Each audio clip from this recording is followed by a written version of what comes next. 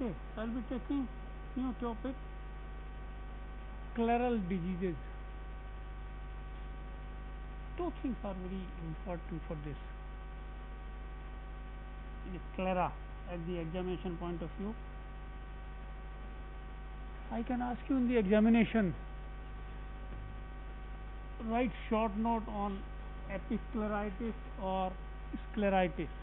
This is the one question usually asked, short note. Or another one, write the differences between the episcleritis and scleritis. The two things are common. And third one is the regarding the staphyloma, I can ask you. So we are discussing today that topic. Before that, I think last time we discussed the visual pathway. Visual pathway, no? 2-3 questions I will ask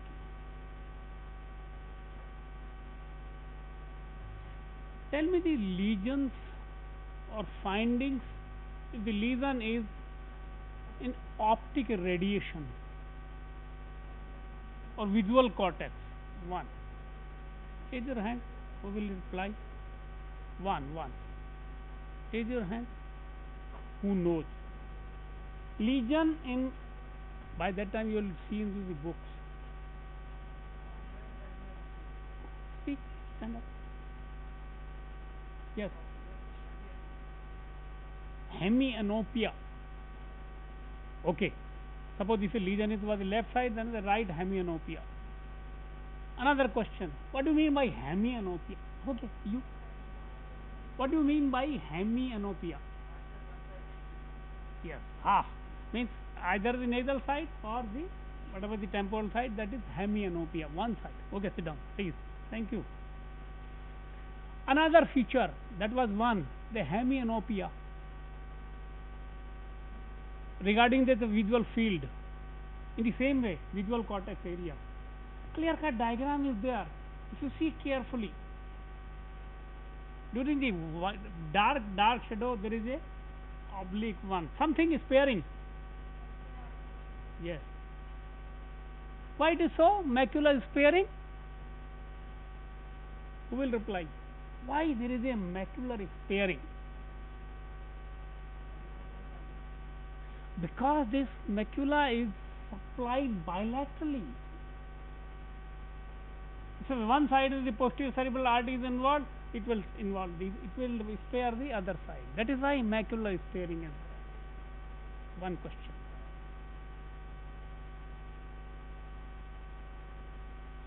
Okay.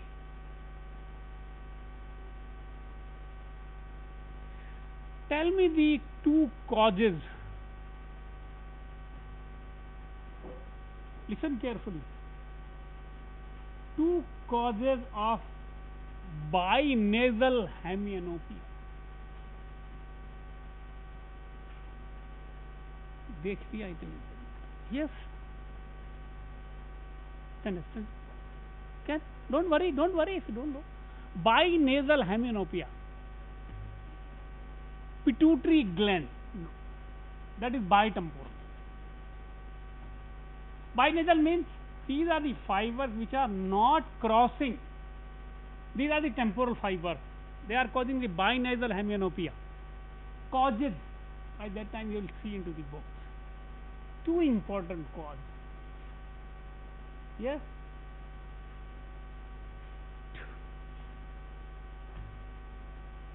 You have not seen the books? Binasal hemianopia. Yes, you have seen? No? Have you seen the books or not? Just now. Okay. Yes, you can? No. Enlargement of third ventricle first. Second, atheroma of carotid artery or atheroma of posterior communicating artery. These involve the both sides enlargement of this. Ventricle, it involves the both sides of the temporal fiber.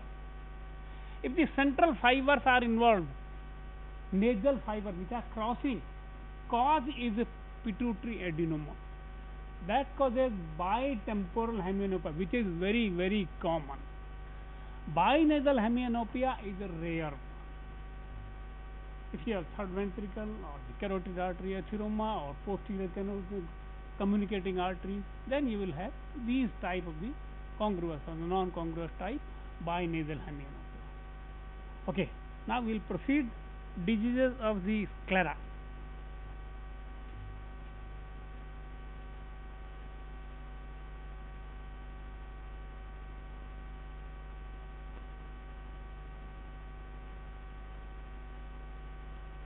Okay, this is the microscopic picture of the sclera. The layers you can see, the superficial or the superficial layers, come there. Episcleral tissue. If you see carefully, there are some blood vessels and like that, and the blood vessels or fibrous tissue, the cells. Then the sclera proper, pink part. Hardly you can see any cells or the blood vessels. The lamina is like that. Sclera is, this is the outermost covering, protecting layers. Least vasculature, less vessels are there. There are two structures in the eye which are not having vessels. What are those?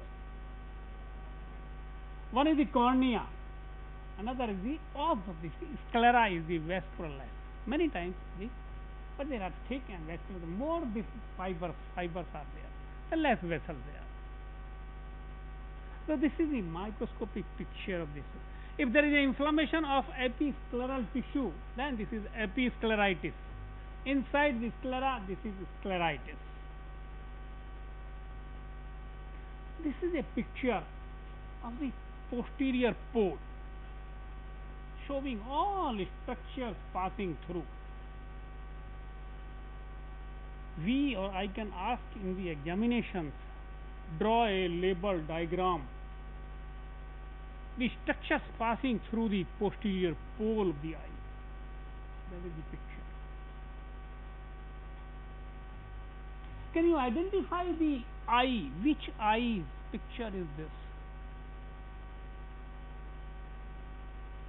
Just guess. Left eye or right eye? Right eye? Who are in favor of left eye? Raise your hands. Left eye. Only two are in left eye. The rest of you people are all in favor of right eye. Okay. Let me tell you. See carefully. There are 2-3 features if you know the anatomy. The lateral rectus and the medial rectus. The lateral rectus is always toward the temporal side. It means this side is the temporal side and that is the nasal side. Just imagine this is left eye. So left eye, temporal side, it fits that. Medial recti. This is one guess. Another, see the position of the optic nerve entry. Right anterior to posterior. Which structure passes from the central of the cornea to the posterior side? Disc or macula? That is the macula, anterior posterior side. Just you can see the disc is toward the nasal side. If this is left eye, always disc is always toward the nasal side. That is the disc, and the disc temporal side is the macula. Second, one more feature. You can see the superior oblique and inferior oblique. If you remember the anatomy, the insertion, the origin of the superior oblique and inferior oblique, superior oblique are taking it as there's a relation, that is a pulley-like structure, then it reflects toward the posterior pole, and there are medial and the temporal half of this one, then superior and inferior quadrants are there. So this superior oblique is always towards the temporal side inserted, and inferior is the lower pole, superior is the lower pole. So this is always towards the temporal side. So it means this is the temporal side, lateral rectus, superior oblique temporal, and the medial rectus. That shows these three features. This eye is the left eye. You can remember that. Then the other things are optic nerve, the lesions, and the four vertex veins, and then the arteries and the nerves, and that will all show that. That is a picture of showing this posterior pole structure passing through. This is the outer wall of the eye, collagen fibers and the elastic fibers, mostly the structure, lack of cells and the vessels. Lack of cells, not the absence. So many there are, but very few. Less capacity of the self-repairing, less capacity. That is why if there is any pressure and the weakening, the outpouring of this one, that gives the cephaloma. We'll discuss it last.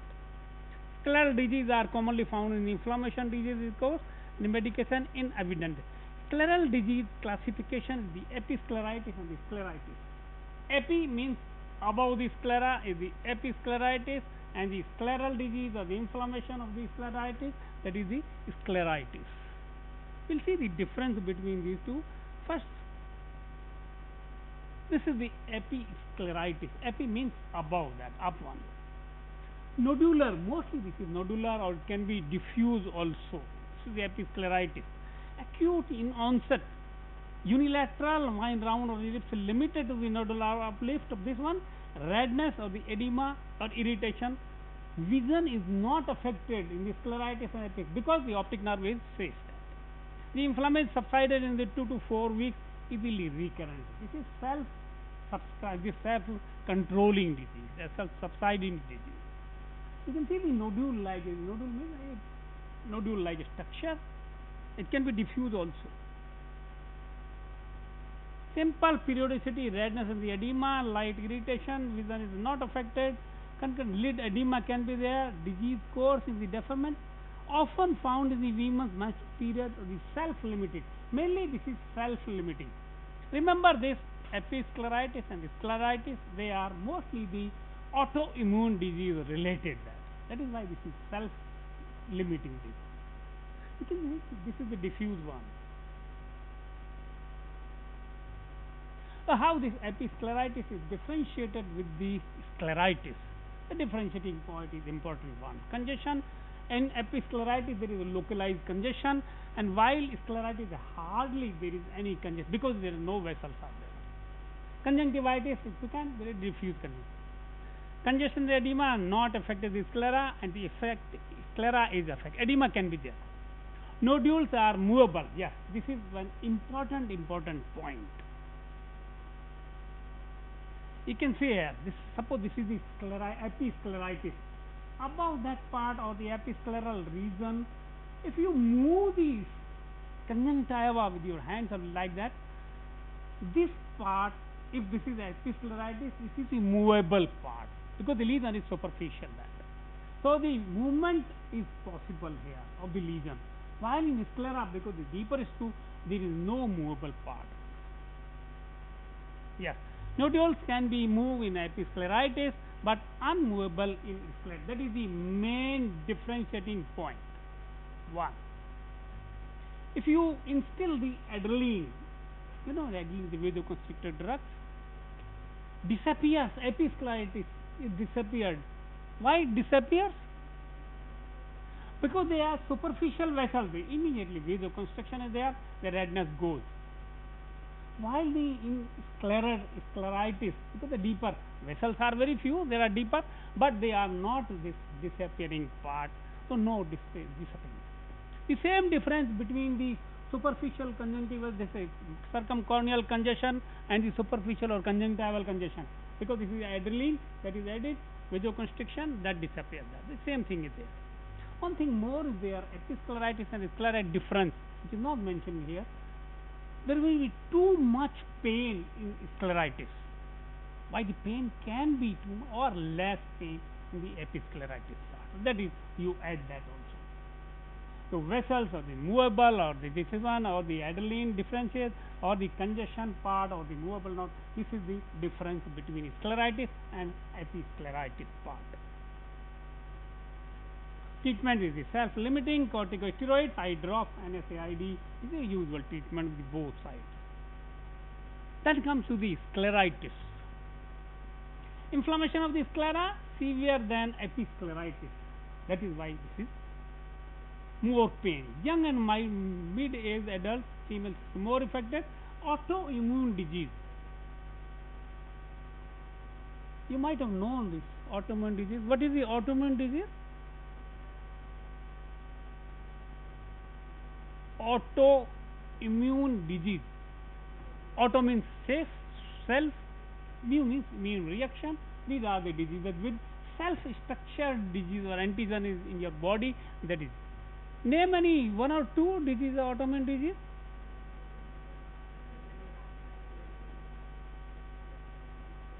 SLE, polyarteritis nodosa, and all related with this.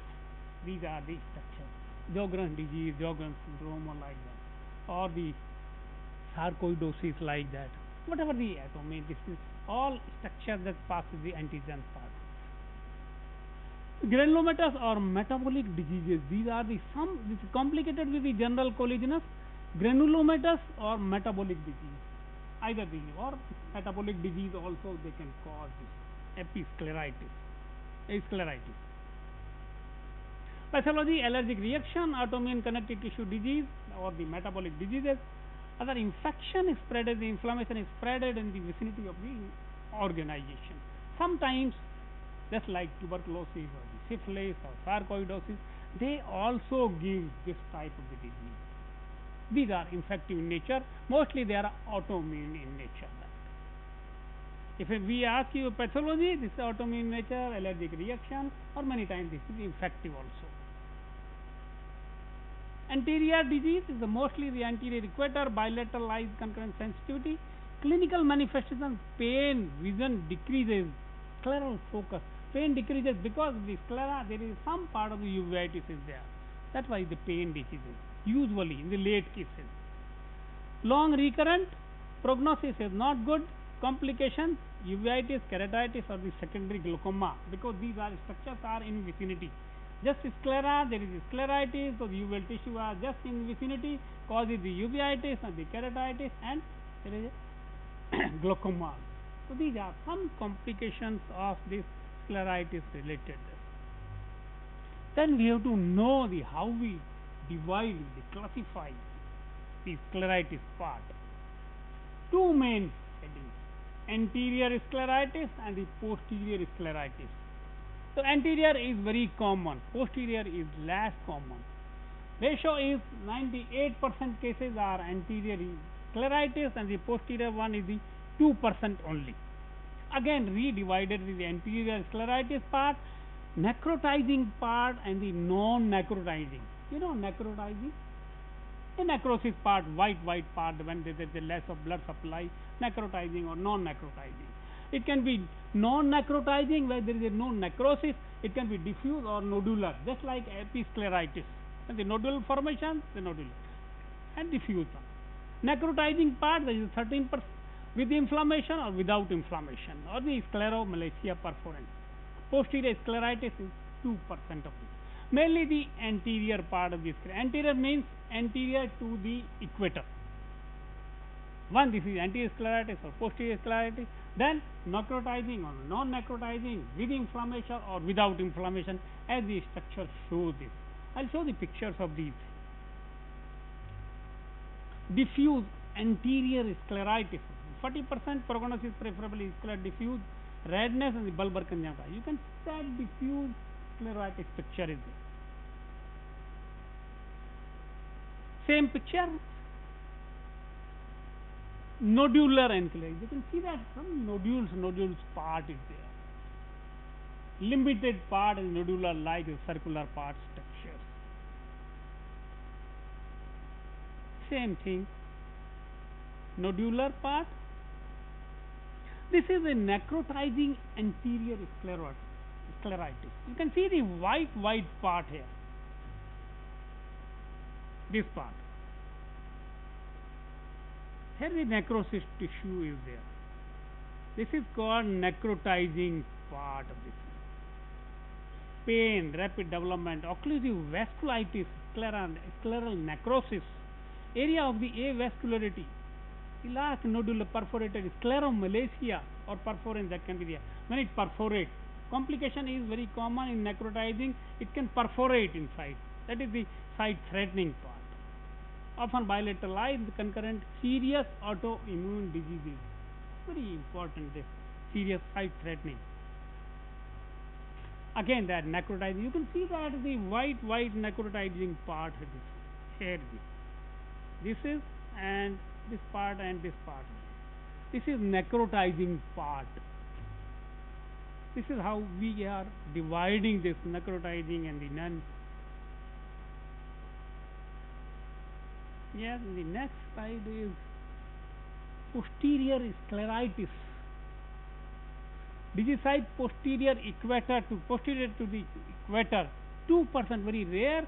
Clinical manifestation: pain, eyelid and the bulbar conjunctiva, edema, eyeball slightly prominent, extraocular involvement, concurrent uveitis and the vitreous opacity. The diagnosis is examination and such as the B scan or the UV the B scan of this. CT or MRI can show posterior scleral thickening, and differential diagnosis: orbital cellulitis or the symptoms and the exophthalmos are given there. Posterior scleritis, this just posterior to this side. Can you imagine what can be the cause of this posterior scleritis? Whenever there is a disease or just behind that, it's all autoimmune diseases. Many times there is suppose the injury or like that. It can be, there are 2-3 causes of this posterior staphylococcus. This causes the posterior staphylococcus, posterior scleritis. Let us see the first treatment, pathologic treatment, symptomatic treatment: cold liver, artificial tears, anti-inflammatory treatment, steroids, immunosuppression drugs. Because this is autoimmune in nature, so immunosuppressant will help that. Surgical treatment: in necrotic perforative scleral site can be done with allogenic scleral graft. Many times, suppose there is a necrotizing tissue, scleral perforation occurs, then we can have a graft, scleral graft, so that we can repair that part. That is the treatment of this one. Complication of the treatment and glaucoma or iridocyclitis, we can have this. Mainly episcleritis and scleritis are the self-limiting disease. Mainly the episcleritis. Scleritis is more complication is scleritis. Steroids, anesthetic, anti-inflammatory drugs are given. If there is a perforation or anything in the sclera, then you have to repair this. If there are complications, then you treat the complications of this one. That is the treatment of the scleritis on that part. Then coming the scleral staphylococcus. The scleritis we have seen, episcleritis and scleritis.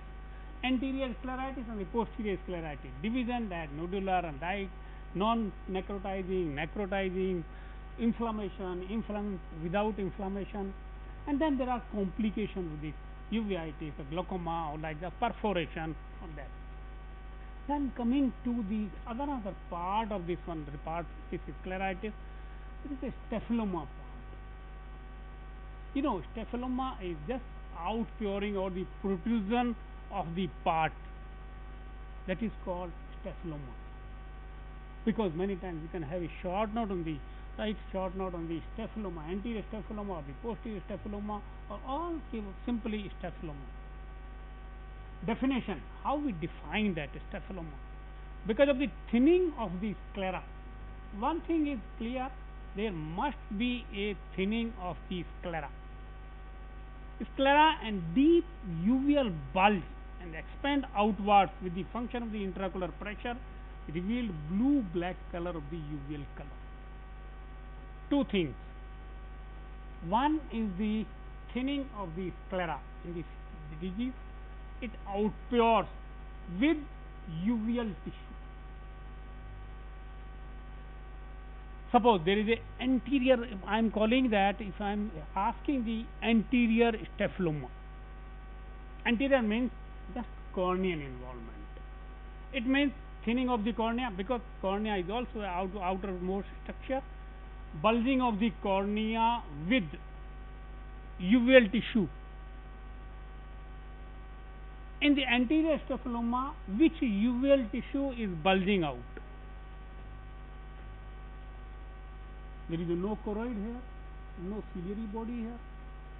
The which part will be bulged out in anterior staphylomas? Let's think of. What is the anterior most part of the uveal tissue? Iris. Suppose there is a corneal perforation, and then there is a pseudocornea is formed, iris is carcinated, then it is thinning out and it causes the bulging of the cornea plus iris. This is anterior staphylomas. So staphylomas part, the outer structure plus uveal tissue, if they are bulging out, that is called the staphylomas. Depending upon this is anterior, this is ciliary, intercalary or equatorial, or it can be posterior also. That is how we are dividing these staphylomas. Clear picture here? You can see the picture here. A, the anterior side, anterior staphylomas, cornea plus iris part. Iris is showing bulging part of this one. Ciliary part, when anatomically we have divided anterior staphylomas and the ciliary staphylomas, intercalary between different equatorial staphylomas or the posterior staphylomas. Means here in the equatorial, the choroidal tissue is there, scleral thinning, bulging of the sclera plus choroid part of the uveal tissue. Anteriorly, iris and that part. Ciliary staphylomas, this is corneal part of the limbus of the sclera or ciliary body. That is how, but uveal tissue out bulging is must. Then only you will say staphylomas. Otherwise, that is not staphylomas. So that this is how we have divided anterior, intercalary, ciliary, equatorial like that. The classification: anterior is scleral staphyloma, equatorial, and the posterior is scleral staphyloma. This is the picture is showing this. That is part. Ciliary uveal tissue is just like dark blue, like because thinning of the sclera and plus uveal tissue showing the dark color. The blue is a black color. That is the staphyloma part. Decompression only because when the pressure goes on increasing, these things are the scleral outermost layer and the uveal tissue bulges out. If you maintain the pressure or you do the decompression of that, that will be reduced part of this. One, decompression. If the eye has been suffering from the no light perception and the pain, eyes can be removed. That is called enucleation. Because this is the indication of the enucleation is one of the absolute and blind eye. That is the stage of glaucoma, when there is no vision and the absolute and the painful and tender, then you remove that enucleation of this one. That is the one part. That is the same treatment of this staphyloma also. Or staphylectomy, we can do that. Outer part of the sclera and this remove that part, out bulging and choroidal tissue and the suture out. That can be. That is called staphylectomy. Especially in the anterior staphyloma. Corneal removal, that part, and the iris abscission, and they suture out that. That is also a staphylectomy part. These are the picture. This is showing the anterior staphyloma, this is ciliary and that part, depending upon the anatomy of these structures.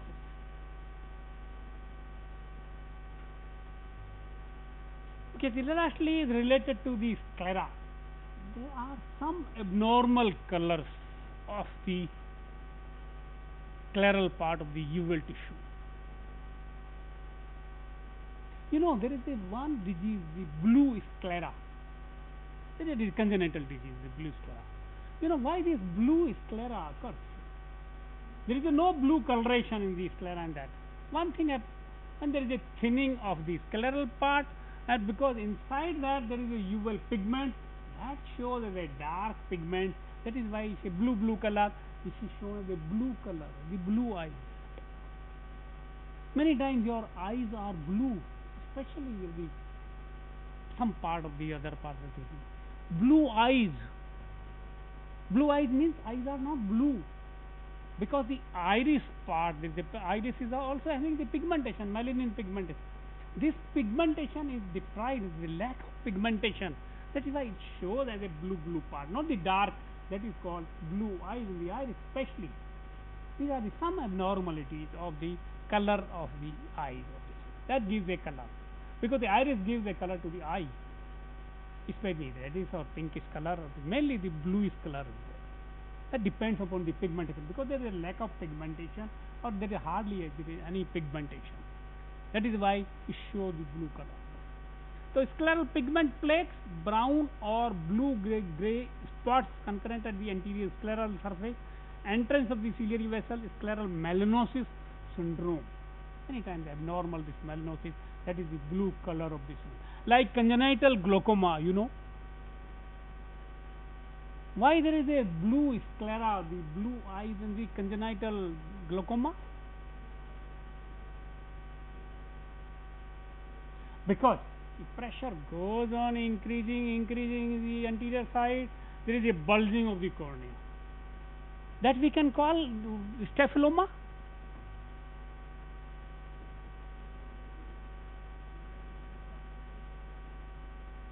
Because we cannot.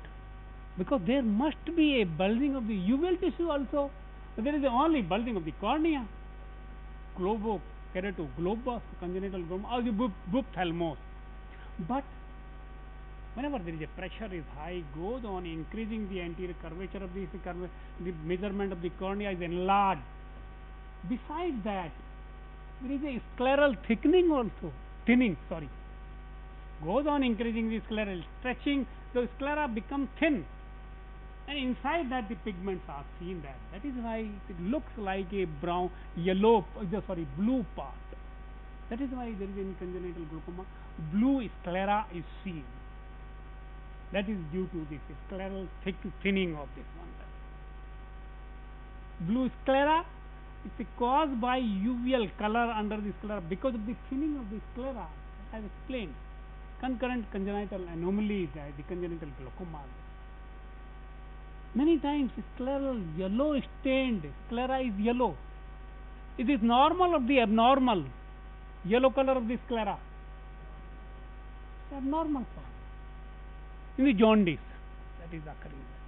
All bile pigments, they are sclera. So blue sclera is not the abnormal side. That's not dangerous. It's not related to any disease. This is due to thinning of the sclera like that. But this yellow sclera is somewhat related to the disease there, and we have to treat that.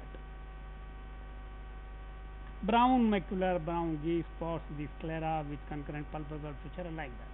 So there are some abnormal colors, scleral colors, pigments, it is black or brown or blue or yellow or like that. That is the scleral part of this one, diseases part. So we have seen that episcleritis, scleritis, difference between etiology is generally the scleritis, this is autoimmune disease, but it can be infective also. Episcleritis is the self-disease, self-limiting disease. Scleritis is somewhere many times complications occur that. Treatment of this classification, anterior, posterior, with necrotizing, non-necrotizing, with inflammation, without inflammation that. Complication of the scleritis is the iridocyclitis, scleral perforation, and this glaucoma like that. And we have to treat accordingly. Then there are staphyloma with the uveal tissue with the thinning of the sclera, outer part, types of the staphyloma, anterior, ciliary, intercalary, equatorial, and the posterior equatorial. And treatment of this are the staphylactomy or decompression or the scleral patch is there. Then the blue sclera, the yellow sclera. We have forgot that. Posterior staphyloma. Usually ask, what are the causes of posterior staphyloma? Can you think of? Yes, pathological myopia is one. Why in pathological myopia? Just think of there is a myopia or pathological means go on increasing that size. If that will go on increasing the size of the eyeball, there is a scleral thinning. In thinning of the sclera, the posterior side, there is a bulging of the uveal tissue. That is the staphyloma. So one is pathological myopia. Another cause, posterior scleritis also. Posterior part there is scleritis, there is a thinning of that, then give the picture of the sclera. One more cause is there.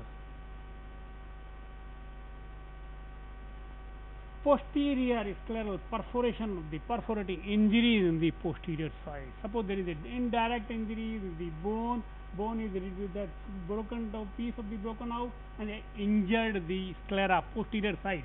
That is also giving the posterior sclera, this posterior staphyloma. So these 2-3 pathological myopia and the posterior scleritis or perforating injury of the posterior side of this. That is common. Because these things we are asking in the examinations. Suppose you tell everything that is scleritis, differences between that posterior staphyloma we have mentioned, then we will ask you what are the causes of posterior staphyloma. These are the answers. My that gives it. So that finishes your scleral part of this one lesson. And I think next time I will be taking the nutritional vitamin A deficiency or the xerophthalmia or like